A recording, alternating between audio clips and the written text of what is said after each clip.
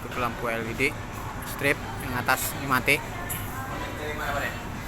Oke, ya dari tengah-tengah sini. Oke, coba kita cek apa ini penyebabnya. Ini setelah penggantian lampu LED. Nih, tadi lampu LED-nya ada yang gosong, ada yang kebakar. Ini udah kita ganti. Nyala semuanya. Oke, mantap-mantap.